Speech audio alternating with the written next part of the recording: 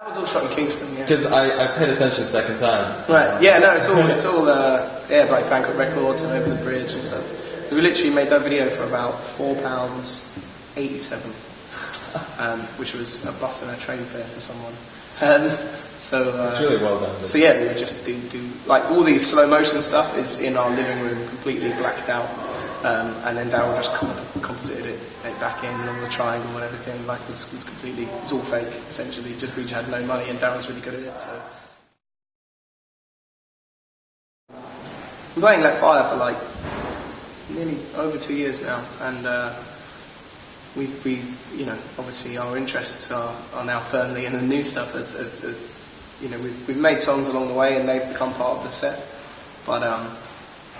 but yeah, like, but the new album is kind of really where our brains are at, and like I say, you know, I'm very impatient once I write a song, and once I show it to the guys, I just want to get out there and play it, so almost straight away we try and play new stuff live, and there's already new stuff, so I'm already kind of keen to. I've got to hold back and play the new, you know, the stuff that people have heard. So yeah, there'll be a lot of stuff from Blood and Chemistry tonight. For me, like, I mean, writing an album is your first album is the biggest thing you can do in the world. And like, since I was 14, that was you know, that was the Everest in my mind, you know, and then.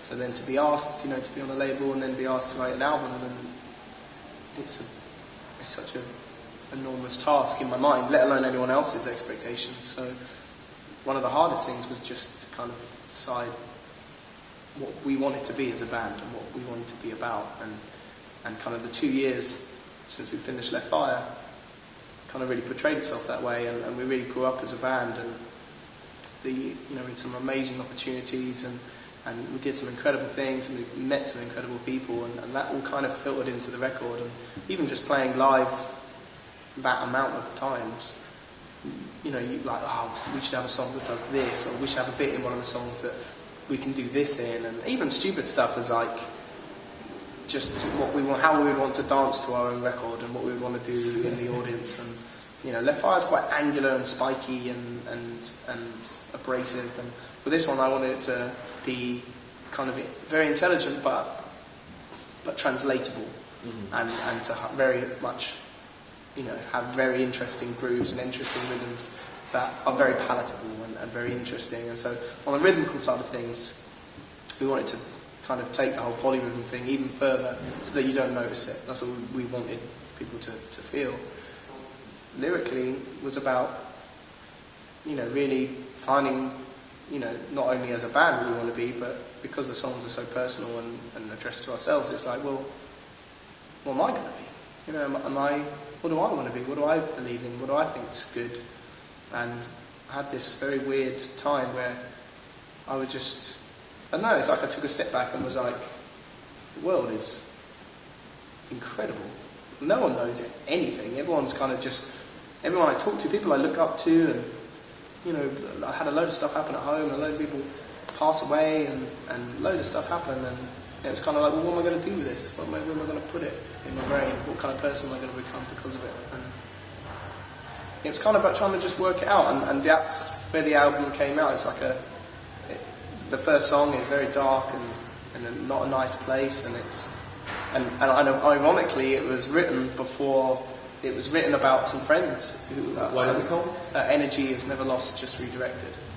And I mean, it kind of says it all. As in, it was actually about my friends, and I had some friends, had some very close people pass away from them, and some of them like sort of digested it and took it as a thing of positivity, and like, this person's really going to inspire me to become a better person and do this and continue with my job and my passion. And some people just swallowed it and died, you know, like, and it was a song for them to say, you know, that I'm the third person looking at you saying, you know, you're amazing people, and look how this person's shaping you, good and bad, you know.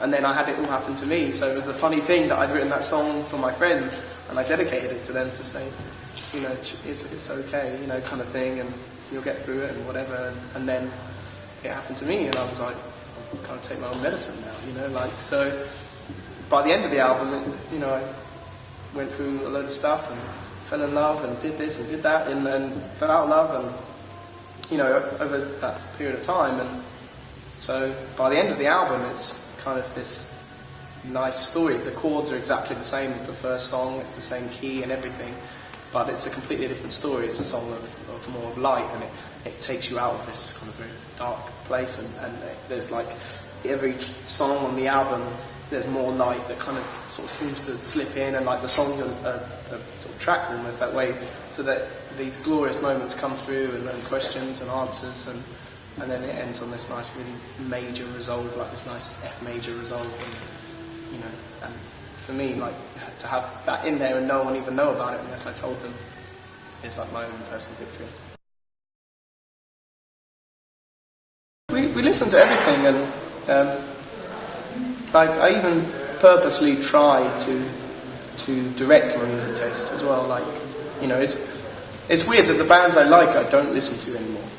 Like the band that people would say our bands are like, I wouldn't necessarily say I listen to them that much anymore. Like, you know, there's some easy ones to kick out of the park, like, you know, Biffy and bands like Ruben and the Mars Volta and Fall of Troy and stuff like that. And they are, you know, incredible bands, and we've been lucky to meet them and you know, pass on our love. But then at the same time, you know, like, we love bands like Tesseract and Meshuggah and Periphery. But then at the same time, you know, I love Katie Tunstall and Camille, the French singer, and Malajou, the Canadian-French band, are amazing. Listening to a lot of Every Time I Die, F the Clang, I'm really into them at the moment. I try and listening to a lot of Frédéric Chopin at the moment, like just something that pricks my attention and tickles my ear. You know, I always remember my dad saying to me, I started guitar very much into Dave Gilmour and King Crimson and those things, and all my bands sounded like that. All the bands I was in, they sounded like that. And my dad saying, you need to find a way to make something your own. Songwriting has become almost anything. Sometimes it's slow, that song I played. I mean, this acoustic version is quite a nice little version, but originally it was like, I want a festival song. I want to play a festival song where I stand on the edge of the stage and I begin the riff. Everyone knows what's going to happen, and everyone pogos up and down. Like there's always a BBC shot of Glastonbury where that's happening, and like Biffy's playing in the background or something. Like, I wanted that effect, and I was like, I want to write something that does that, and I want a lyric that goes, you know, ba, ba, do you know what I mean, glory, like. This is Andrew from Arcane Roots for shoutformusic.com.